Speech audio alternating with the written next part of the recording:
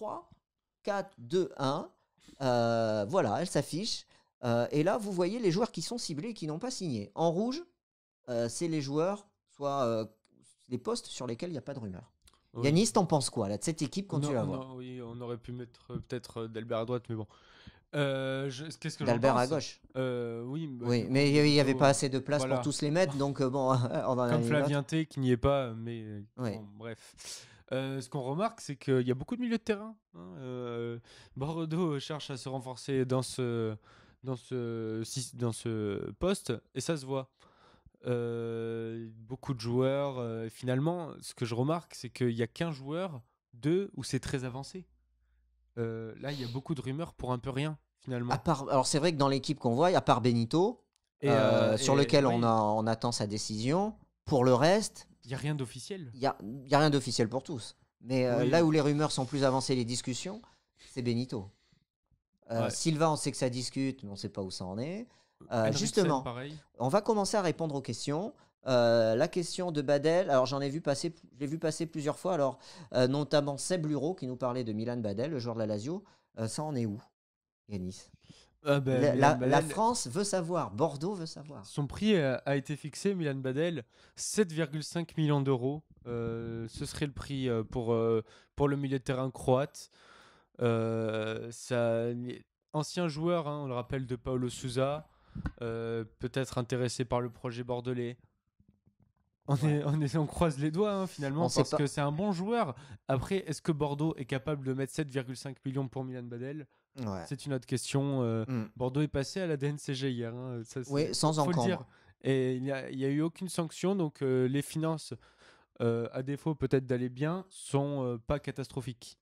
Exactement. Donc Badel, on ne sait pas. Club turc sont aussi dessus.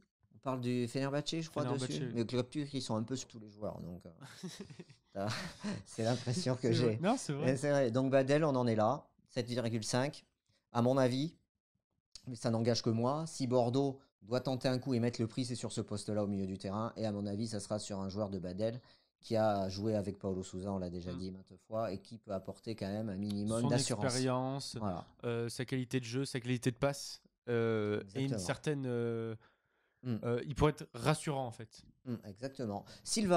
Adrien Silva, on en est... Ça n'a toujours pas bougé non plus. Je sais pas où on en est. Alors là, on l'a mis à droite, mais bon, il est plus dans le cœur du jeu. Ouais, il est dans l'axe. J'ai vu passer une question sur Henriksen. Henriksen qu'on voit, qui joue à Hull City, c'est un Norvégien, un international norvégien. Hull City l'a prolongé, et pareil, ça coince au niveau de l'indemnité. On sait pas. C'est Hull City qui voudrait pas forcément s'en séparer. Et Adrien Silva, formé à Bordeaux. Donc ça pourrait être aussi un argument. Il a peut-être quand il était tout jeune, mais il a joué à Angoulême surtout. Après, formé à Bordeaux. Ouais, formé, je sais pas si bon. Bon, je te crois, Yanis. On a Eriksen, bon, point mort. Benito, on en a déjà parlé. Arana, alors c'est plus. Vous vous souvenez, il y a 2 ans, il était parti des Corinthians. Et c'est Séville qui avait raflé la mise, qui avait mis 15 millions d'euros sur Arana pour le faire venir. Et c'est un échec, ça fait 1 an et demi qu'il ne joue pas. Et ses agents cherchent à le placer dans un club. Voilà, donc on en est là, Arana. À gauche, ça peut être une piste si on ne fait pas d'Albert, si on ne fait pas Benito, mais Benito peut aussi jouer dans l'axe. Voilà, on en est là. Ensuite, Oudin. Rémi Oudin, est-ce que tu peux nous en parler? Bah oui, c'est la révélation de la saison du côté de Reims. 22 ans, 36 matchs, 11 buts, 3 passes décisives. Selon l'équipe, les Girondins seraient intéressés, mais ce ne seraient pas les seuls, loin de là. Des clubs italiens, anglais et français, dont les 2 olympiques, Nice, Saint-Étienne, s'intéresseraient à lui. Ouais. Ce qu'il faut savoir, c'est que Oudin, il a un bon de sortie, qu'on lui a promis l'année passée lors de sa prolongation de contrat.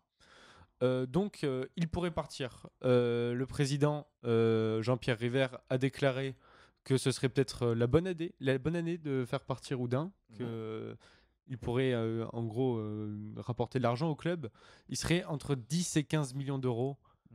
Ça aussi, ça refroidit nos attentes, parce que les Girondins, 10-15 millions, déjà quand ils sont seuls sur le dossier, ça fait peur. Alors en plus, quand il y a du beau monde autour, on se dit que c'est presque irréalisable en fait. Voilà.